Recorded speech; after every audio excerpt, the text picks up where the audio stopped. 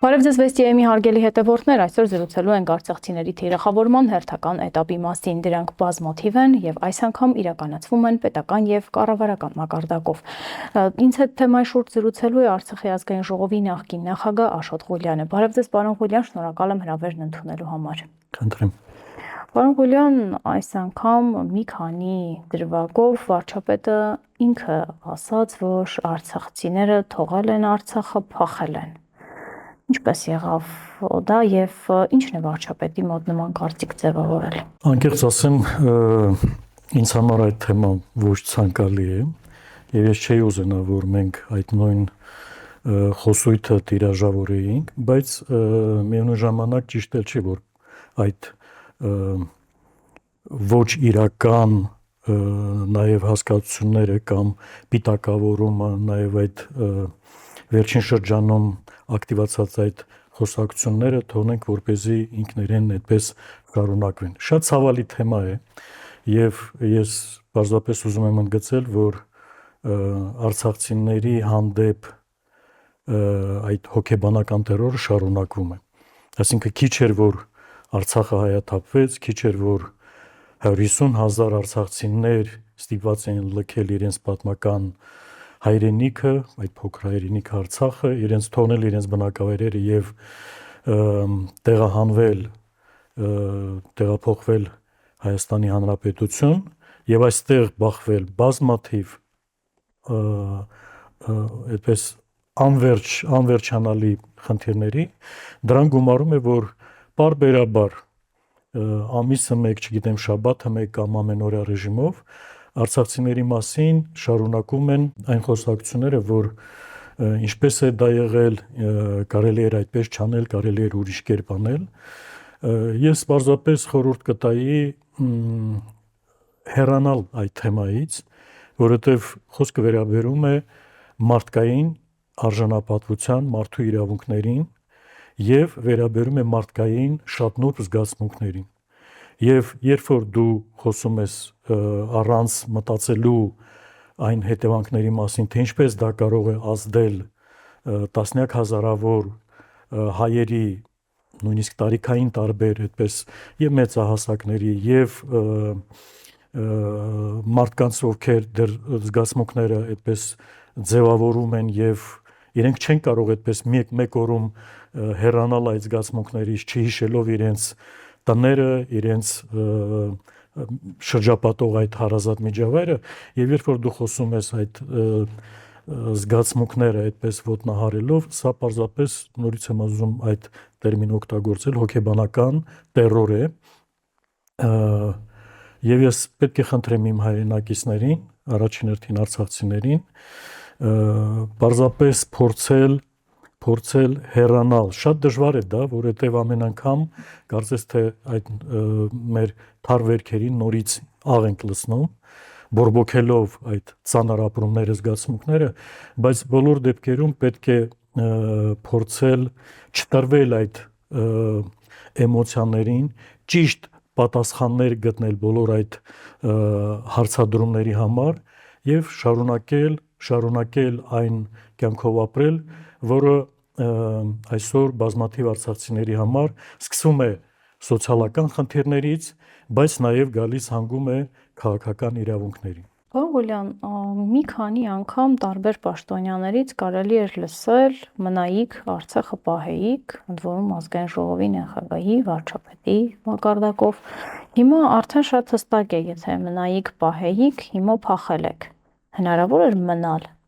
եւ ինչու չմնացիք։ Չէ՞ որ իրենք ասում էին, որ մենք Հայաստանի իշխանություններս ամեն ջանում էինք, որ դուք մնայիք, բայց ամեն դեպքում դուք նախընտրում եք թողնել ձեր բնակավայրը։ Դուք պատկերացնում եք, որ դա ասում են մարդկանց, ովքեր ծնվել են, իրենց ամբողջ կյանքը անց են կացրել, կամ նոր են սկսել իրենց կյանքը ապրել, կամ ամեն ինչ տվել են այդ հայրենիքի համար, եւ այդ հայրենիքում ունեն զոհված հարազատներ, ունեն բազմաթիվ պատմամշակութային արժեքներ, որոնց հետ կապված են ամեն ինչով, բոլոր թելերով, եւ այդ մարդկանց ասում են դե մնայիք, շարունակեիք այնտեղ ապրել եւ այլն։ Գիտեք, շատ մեծ ափսոսանք է, որ այսօր Հայաստանի Հանրապետությունում ամենաբարձր մակարդակով ձեր նշած այդ պետական բարձրաստիճան պաշտոնյաների կողմից շատ պրիմիտիվ բացատրություններ եւ մեկնաբանություններ են տրվում։ Ես ինչի եմ ասում պրիմիտիվ, որովհետեւ փոթեցնելու չափ մարդկանց այդպիսի քաղաքական ուղեգիծ է տարում, հաշվի առնելով, որ բոլոր այդ պաշտոնյաները կամ դրանց մեծ մասը եղել են անմիջական մասնակիցները բոլոր այն քաղաքական իրադարձությունների ընթացքում, որի ժամանակ նույն այդ 2020 թվականի 44-օրյա պատերազմից հետո այդ մեծ աղետը, պատերազմից հետո այդ ծանր իրավիճակը արդեն կես դարած Արցախի տարածքը, երբ որ արդեն մենք զրկված ենք եւ Հադրութից, եւ Շուշիից, եւ այդ նույն պետական բարձրաստիճան պաշտոնյաները իրենց քաղաքական խոսույթում օգտագործում էին ժամանակի հետ կապված, եթե մի քիչ հետ դառնանք, օգտագործում էին քաղաքական այնպիսի ուղերձներ, որը կարծես թե համահունչ էր մեր ազգային նպատակների։ Հիշում եք 2021 թվականի ընտրությունները եւ այդ ընտրություններում նույն ԿՊԻ Ես հիշում եմ, որ 20 թվականից հետո 100 տուն Արցախում ծրագիր էին։ Քաղաքական ծրագիրը, բացի դա, քաղաքական ծրագիրը, որով այդ կուսակցությունը գնում էր ընտրությունների։ Հադրութի դեօկուպացիա, Շուշիի դեօկուպացիա եւ Արցախում կյանքի վերականգնում եւ այլն։ Եվ գիտեք, այսպիսի ծրագիր ունենալով, այսպիսի ծրագրով հանդես գալով, մարդկանց քվեն շահելով եւ հետո այդ ամենը գլխիվայր շրջելով, հիմա խոսում ենք այն մասին, դե կարող էր այսպես լինել, կարող էր այնպես լինել։ Գիտեք, շատ պարզ համառոտ էլ կարելի է ասել, որովհետև այն ինչ որ տեղ ունեցել 2023 թվականի սեպտեմբերի 19-ին եւ հաջորդ օրերին, դա արդյունք է եղել դրանից առաջ մոտ 10 ամիս տևած տոտալ շրջափակման, երբ որ Արցախում ամեն ինչ վերջացել էր, բոլոր պահոստները արդեն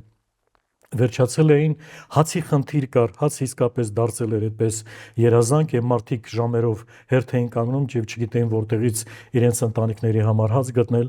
ամենաառաջին անհրաժեշտության դեղորայքի խնդիր կար, մանկական սնունդի խնդիր կար, բազմաթիվ եւ այս իրավիճակում, երբ որ հնարավորություն չկար նույն մեր պաշտպանության բանակի այդ դիրքերը սնունդ հասցնել, ռազմամթերք հասցնել, մարդիկ կարծես թե դրանից դուրս են եկել, քանի որ պատասխանատուները էլի իրենք էին։ Մարդիկ դրանից դուրս են եկել ու հիմա խոսում են բոլորովին այլ իրողությունների մասին, որ կարելի էր այսպես անել, այդ նույն անողները իրենք էին։ Այդ նույն գործողությունների այդպես պլանավորողները իրենք էին։ Ես երկու բան եմ ուզում ընդգծել,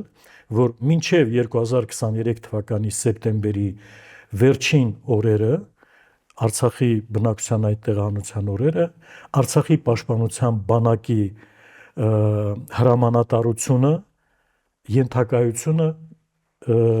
Հայաստանի Հանրապետությունից էր, Երևանից, Հայաստանի Հանրապետության իշխանությունների կողմից։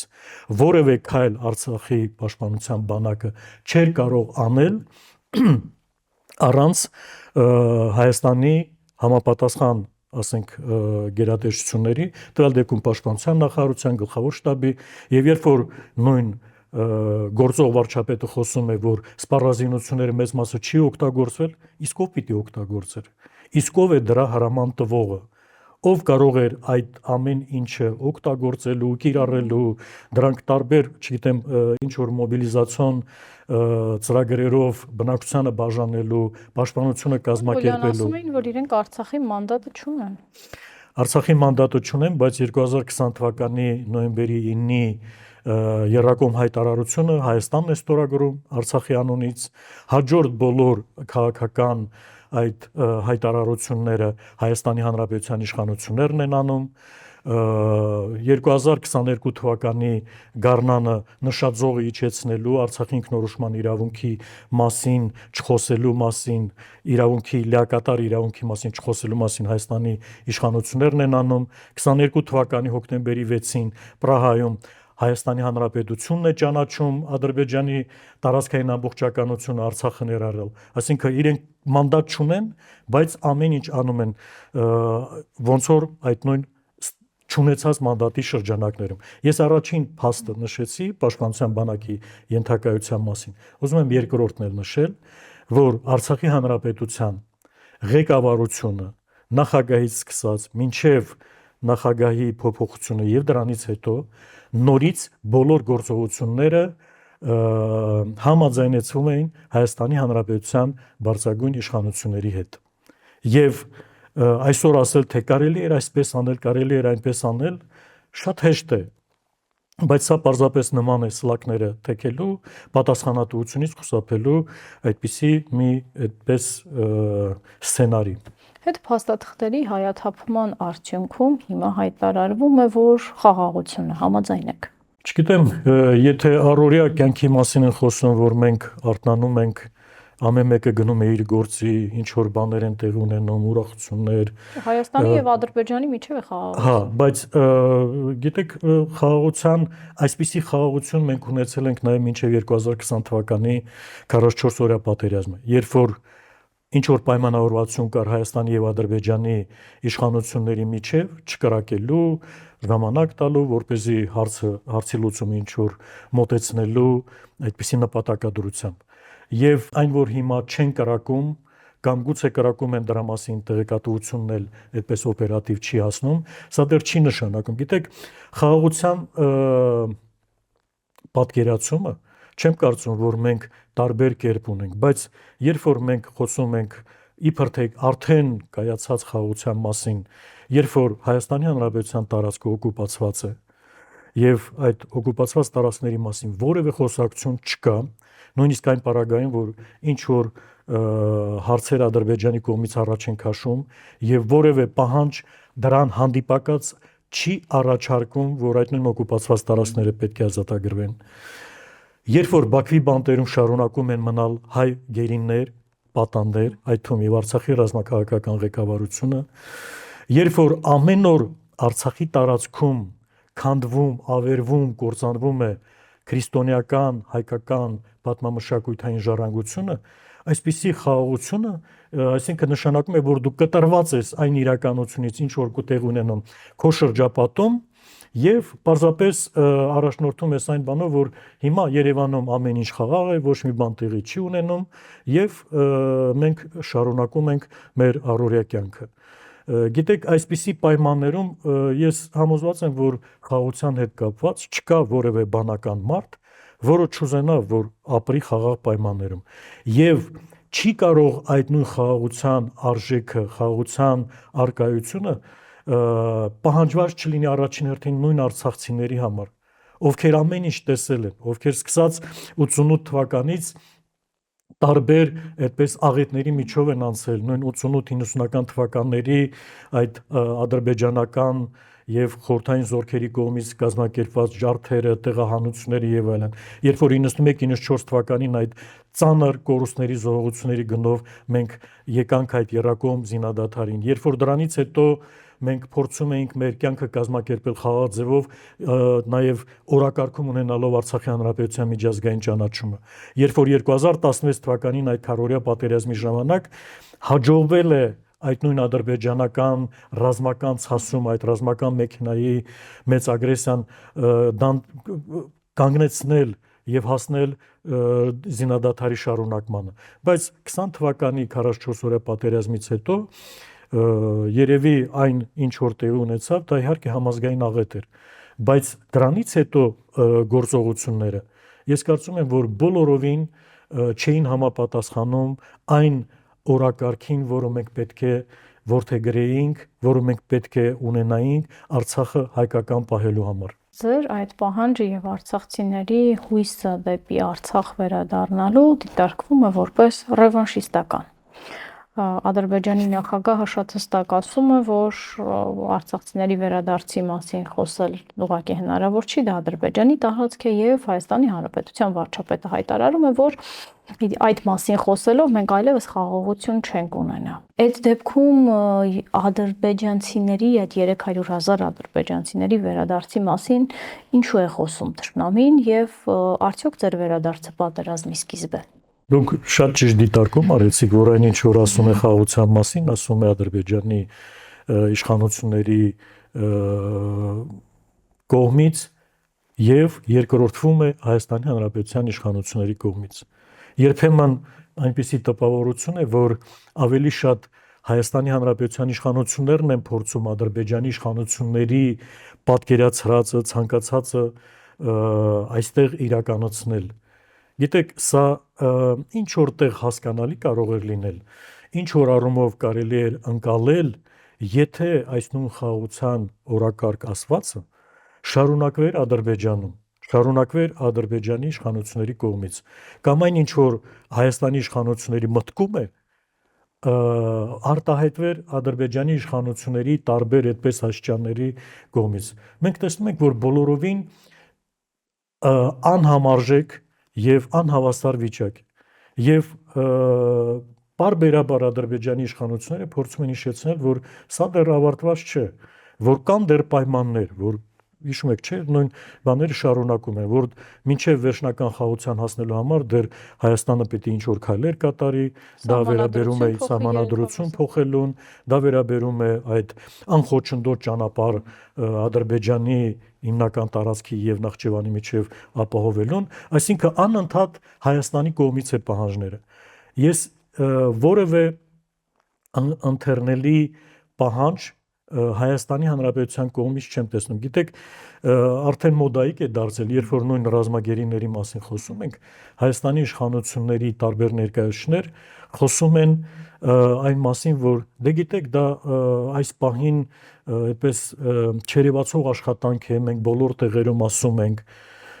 Ինձ մոտ տպավորություն է, որ բոլոր տեղերում չէ, որ ասում են, որովհետև որոշակի արձագանքներ կան հակառակ կողմից, որ որևէ բան տեղաշարժ չկա մեր ռազմագերիների հարցերը ինչ որ ձևով ուղղորդելու, նրանց տուն վերադառնալու հարցերը կարգավորելու համար։ Եվ եթե այսպիսի հարցեր լինեին Հայաստանի Հանրապետության իշխանությունների կողմից, վստահ եմ, որ ձևը կարելի էր գտնել նույն մեր հայրենակիցների, ովքեր այսօր գտնում են ծանր վիճակում, պատանդարված վիճակում, գտնում են գերության մեջ, նույն այդ մեր հայրենակիցների ընտանիքներին ինչ որ ազդանշաններ տալու համար։ Այսօր այդպիսի որևէ ազդանշան չկա, որևէ աշխատանք չի երևում նաև Հայաստանի օկուպացված տարածքները այդպես ազատելու։ Դե ասում են, եթե գերիների մասով աշխատանք դուք չեք տեսնում, դա չի նշանակում, որ մենք չենք աշխատում։ Իսկ եթե մենք չենք տեսնում, հնարավոր է, որ մեկ ուրիշը տեսնի գոնե։ Այսինքն բոլոր այն մարմինները, ում դա վերաբերվում է, կամ նույն միջազգային ատյաններից լինի որոշակի այդպես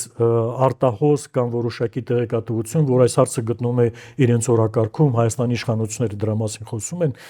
Ես պատահական չասեցի, որ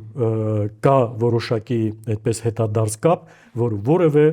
ռեալ աշխատանք, այսինքն ամբիոններից պարզապես հայտարարել, որ մենք զբաղվում ենք այդ հարցով, սա ոչ թե բավարար չէ, սա նույնիսկ ավելի վտանգավոր է, որովհետև դու թյուր տպավորություն ես ստեղծում, որ ինչ որ հարցերով զբաղվում ես, մինչդեռ այդ հարցերը այսօր գտնվում են այդպես արկախված վիճակում եւ բոլորովին այլ ընթացք կարող են ստանալ։ Եվ երբ որ ասում ենք, որ Հայաստանի իշխանությունները ասում են եւ այն մոտորապես ինչ որ այսօր Ադրբեջանի իշխանությունները փորձում են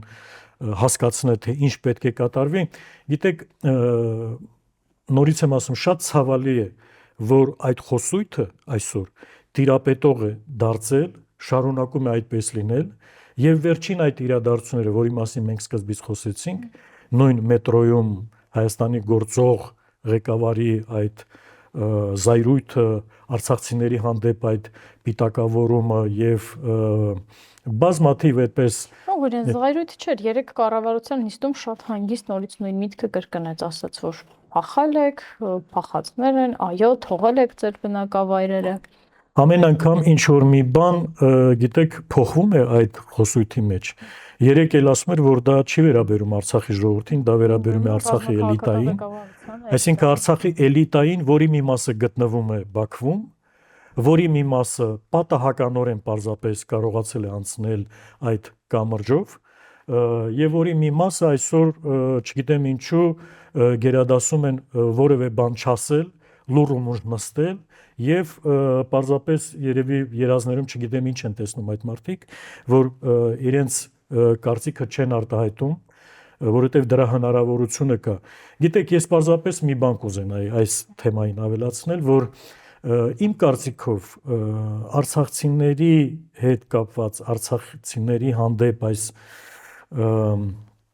ոչ ցանկալի խոսույթը տարածելու, տիրաժավորելու հարցում առաջին հերթին ասելիքը արցախցիներին է չպիտի լինի եւ այդպես չէ բարեբախտաբար, որովհետեւ մարդիկ ովքեր ճիշտ ձևով են կապված եղել Արցախի հետ, ովքեր արցախցիների հետ վերապրել են այդ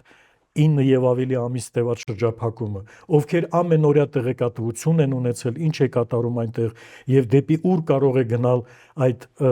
իրադարձությունների զարգացումը, նրանք շատ լավ պատկերացնում են, որ երբ որ դու մենակ ես մնացել ադրբեջանական ռազմական մեքենայի հետ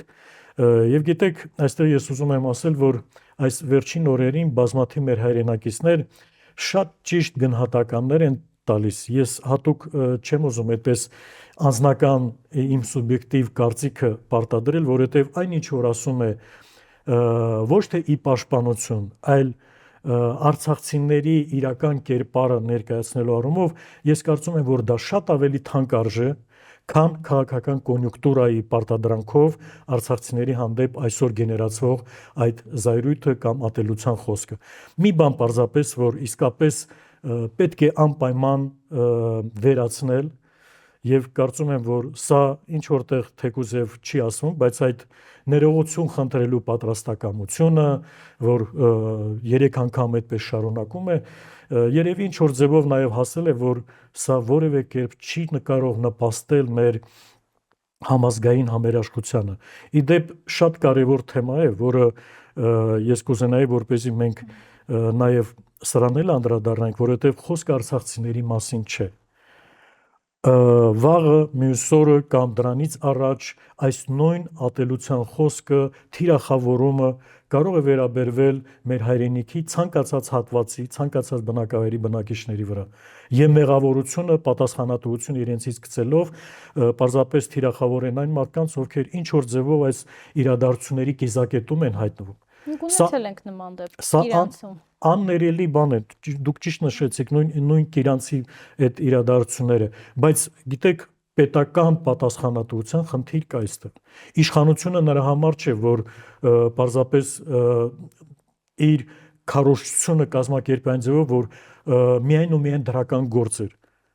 Այսօր Հայաստանի Հանրապետության անվտանգության համար թիվ 1 պատասխանատուն, ինչպես եղել է 20 թվականին, այսօր շարունակում է մնալ իշխանությունը։ Այսօր Հայաստանի Հանրապետության տնտեսական զարգացման համար պատասխանատուն գործող իշխանություններն են։ Հայաստանի Հանրապետության մեջ ներքին համերաշխության համար ունենալով այսպիսի ոչ բարվոք վիճակ, այսինքն չգիտեմ նույնիսկ ինչ անվանել, փախստականների 100,000-ից ավել փախստականներ, այդ փախստականների ինտեգրման, նրանց կյանքի վիճակի, հոգեբանական աշխատանքի համար, բայց այն ինչ որ արվում է եւ այն ինչ որ ներկայացվում է, կարծես թե չգիտեմ, դա մի այնպիսի ահռելի աշխատանք է, որի միջոցով ընդհանրապես արցախցիների խնդիրները արդեն վերացել են։ Դրամական աջակցություն են տրամադրում։ Գիտեք, դրամական աջակցություն տալու այդ ժամանակավոր դրամական աջակցության տալու քայլերը ինչ որ կացարաններով ապահովելու որոշակի ես այստեղ հետևողականություն չեմ տեսնում։ Այն որ դա եղել է ամեն ինչ եղել է ժամանակավոր եւ այն որ այսօր խոսում է բնակարանային ապահովման այդ ծրագրի փոփոխության մասին 1 միլիոն դրամով ավելացնելու մասին ուրիշ կերպ քան նախընտրական քայլ որպես արցախցիների իրենց է երևի թվում ձայները իրենցով անելու այդպիսի քայլ ես դրանից բացի ուրիշ բան չեմ տեսնում կան բազմաթիվ ես չեմ ուզում հիմա այդ հարցի մեջ խորանալ որովհետև դա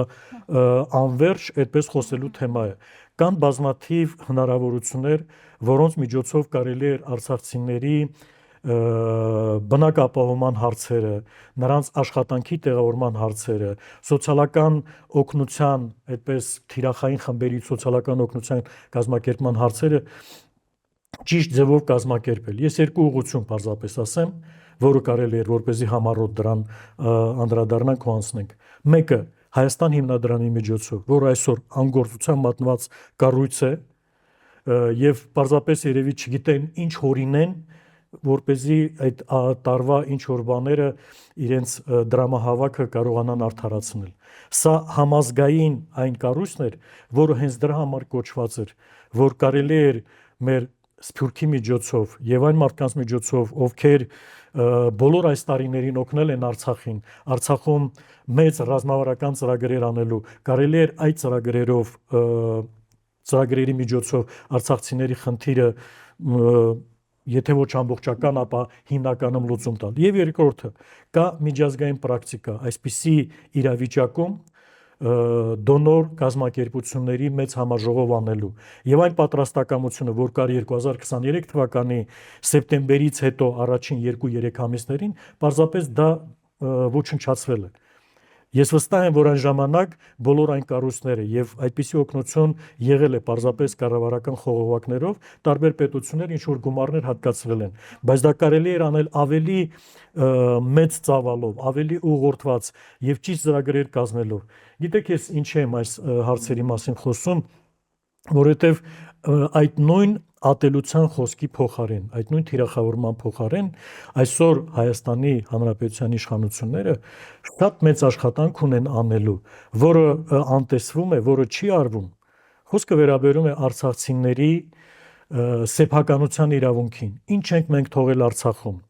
Ինչ սեփականության ծավալի մասին է խոսքը, որովհետև վաղ թե ուշ այս հարցերը բարձրացվելու են, այս հարցերին մեկը անդրադարձ լինելու է եւ որևէ մեկը չի կարող արցախցիների հետ կապված այս սեփականության իրավունքը, նրանց քաղաքական իրավունքները, վերադառնալու իրավունքը եւ գիտեք, այդպիսի ծիծաղելի իրավիճակ է ստեղծում, երբ որ կան միջազգային կազմակերպություններ, որոնք որոշումներ ունեն Արցախի ժողովրդի վերադարձի մասին։ Իսկ այսօր Հայաստանի Հանրապետությունում գործող իշխանությունները, ովքեր դրա համար պատասխանատու են, ամեն տարբերակ օգտագործում են, որպեսզի լրացնեն այս մասին արցախցիների եւ մեր մյուս հայրենակիցների խոսակցությունները։ Սա պարզապես անհասկանալի է։ Ասում են, չէ, որ այդ խոսակցությունները մեզ բերելու են պատերազմի։ Մի բան ասում էին աշնանը, հիմա հստակ է սեպտեմբերին, եթե վերադառնալու իրավունքի մասին խոսեք։ Բացի դրանից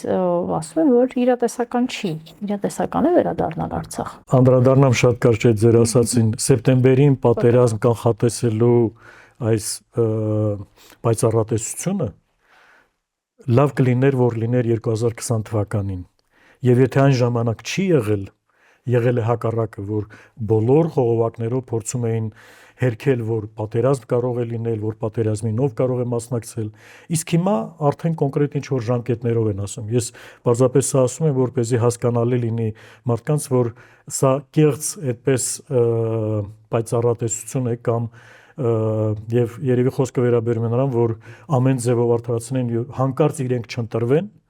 Չէ, շատ հստակ են ասում, եթե մենք չընտրվենք, աշնանը կլինի պատերազմ, եթե մենք չընտրվենք, սեպտեմբերին։ Ես չէի ուզենա, բայց ինքնաբերաբար այսպիսի մի բան է։ Իսկ եթե վաղ ինչ-որ մի բան պատահի որևէ մեկի հետ, ուրեմն նշանակում է մինչև նույնիսկ հունիսի 7-ը պատերազմ է լինելու։ Ես կարծում եմ այս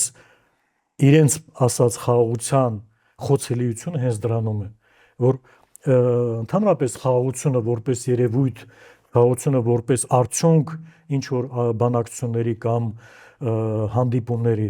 կարող է լինել միայն այն պարագայում, երբ որ այդ խաղաղության տակ կոնկրետ ստորագրություններ կան եւ դա կախված չի այդպես որևէ մեկ անձից, կախված չի որևէ մեկ գործող այդպես բանակցողից եւ խաղաղությունը դրանից հետո չեմ կարող ասել, որովհետեւ ոչ մի խաղաղություն էլ այդպես անվերջ չկա, բայց խաղաղությունը գոնե տևական է եւ մարդիկ շոշափում են իրենց ամենօրյա կյանքում, որ ընդհանրապես չի կարող արդեն խոսքնել։ Միջազգային հարաբերությունները մարդկության պատմությունը ցույց է տվել, որ տևական խաղաղություն հնարավոր է միայն այն դեպքում, երբ որ հակամարտող կողմերի միջև որոշակի հավասարակշռություն է լինում։ Եթե այդ եւ հավասարակշռությունը չի վերաբերում միայն ռազմական գործոնին, այդ հավասարակշռությունը վերաբերում է երկրի ներքին ուժին, երկրի պատրաստվածությանը, երկրի տնտեսական կայուն վիճակին, մարդկանց ներքին համերաշխությանը։ Մենք այս գործոնները, եթե իրար կողք դրած մի շարքի մեջ չունենք, շատ դժվար է խոսել։ Հիմա վերադառնալով այդ նույն հարցին, որ ինչքանով է իրատեսական, ես կարծում եմ այս հարցում ամենաիրատեսականը հենց իրենք են, արցախցիներն են։ Երբ որ խոսում ենք վերադարձի մասին,